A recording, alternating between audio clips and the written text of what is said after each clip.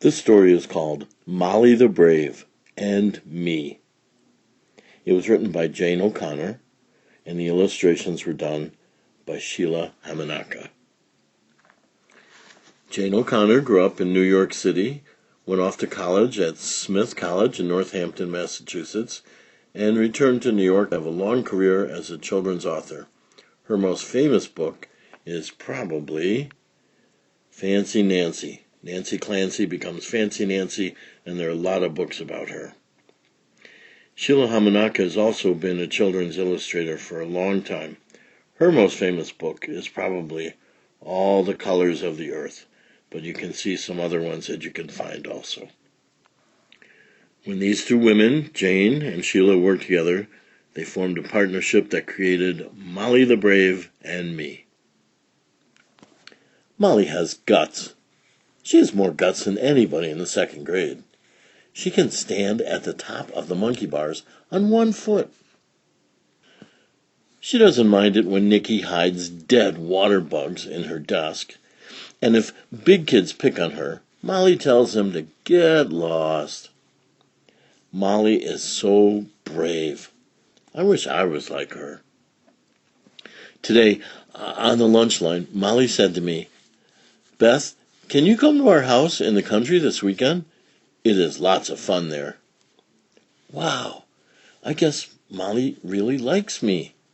That made me feel good. But I have never been away from home. What if I get homesick? What if they eat stuff I don't like? What if there are lots of wild animals? I was not sure I wanted to go.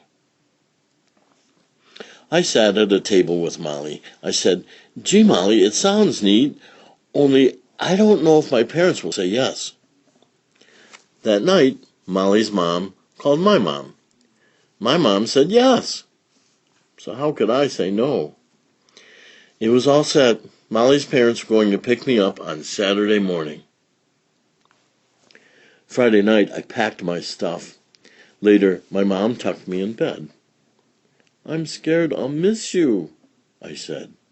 "I bet I'll cry all the time. Then Molly will think I'm a big baby, and she won't like me anymore." My mom hugged me. "You will have fun, and Molly will understand if you are a little homesick." Then my mom kissed me 2 times. One kiss is for tonight, the other is for tomorrow night when you will be at Molly's house. Molly's parents came early the next morning. I was scared, but I was excited too. Most of all, I did not want to look like a wimp around Molly.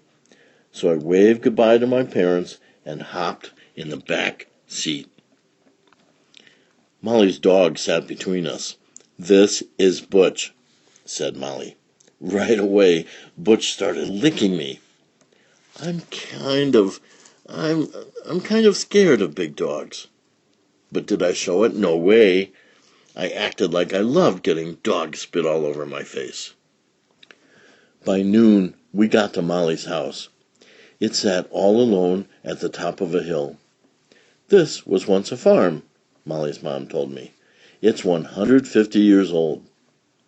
I like new houses. They haven't had time to get any ghosts. But I didn't say that to Molly's mom. Right after lunch, we went berry picking. That sounded like fun. Then I saw all the beetles on the bushes. I did not want to touch them, but Molly just swatted them away. So I gave it a try too. "Hey, this is fun," I said. "I have never picked food before." We ate lots and lots of berries. Red juice got all over my face and hands. I pretended it was blood and I was a vampire. I chased Molly all around. "You know what?" I told her. "I am really glad that I came to your house." Later, we went looking for wildflowers. That sounded nice and safe to me. We walked all the way down to a stream. A big log lay across the stream. Molly ran right across it. Boy, what guts! Butch ran across it too. I stared at the log. "Aren't there any wildflowers on this side?" I asked. Molly shook her head. "The best ones are over here. Come on, Beth, don't be scared. Just walk across. It's easy." "Okay," I told myself. "Quit acting like a wimp." I started taking tiny steps across the log. Near the end, I slipped. "Oof, oof." Down I went. "Are you all right?" Molly asked. I nodded, but my backside really hurt. We picked flowers for a while, and when we left, I crawled across the log. Molly didn't tease me. Still, I knew I looked like a jerk. On the way back to the house, Butch saw a rabbit and chased it into a field of corn. "Oh, dumb dog," said Molly. "He will never catch that rabbit. We'd better go and find him." "Oh, rats," I thought, but I went in after Molly. We followed the sound of Butch's barks. Boy, was that field big. The corn was way over our heads, and it seemed to go on for miles. At last, we spotted Butch. Molly ran and hugged him. Then she pulled me by the arm. "This place is creepy," Molly said. "Let's get out of here." That was fine with me. But it was not so easy getting out. All the corn looked the same.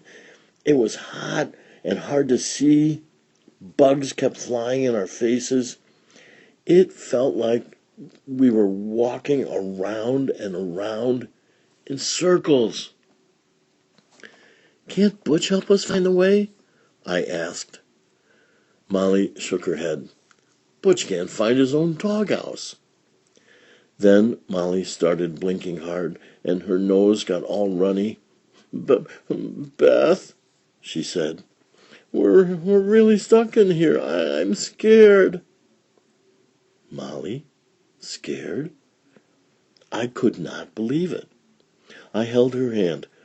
"Don't be scared," I told her, even though I was scared too. "We'll get out of here."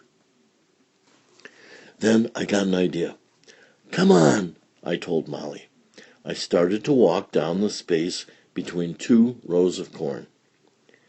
I did not make any turns. I stayed in a straight line. "Pretend this is a long street," I said. "Sooner or later, we have to come to the end of it." And at last, we did. Molly and I hugged each other and jumped up and down. "Woof, woof, woof, woof," went Butch. "Hot stuff," said Molly. "You got us out."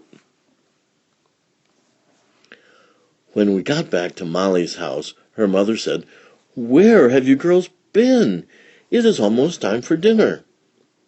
Molly told her parents about following Butch into the corn. Then she put her arm around me. "I was scared stiff," Molly told them, "but Beth wasn't scared at all. Boy, does she have guts." Guts? Me? I couldn't believe my ears. Dinner was great. We cooked hot dogs on sticks over a fire, and there was plenty of corn on the cob.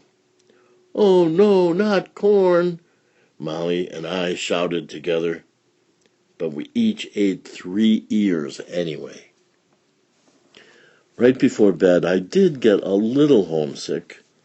Molly's mom gave me a big hug. That helped. Then Molly told me I was her best friend. We locked pinkies on it. That helped too. Maybe Molly was right. Maybe I really am a kid with guts. The end.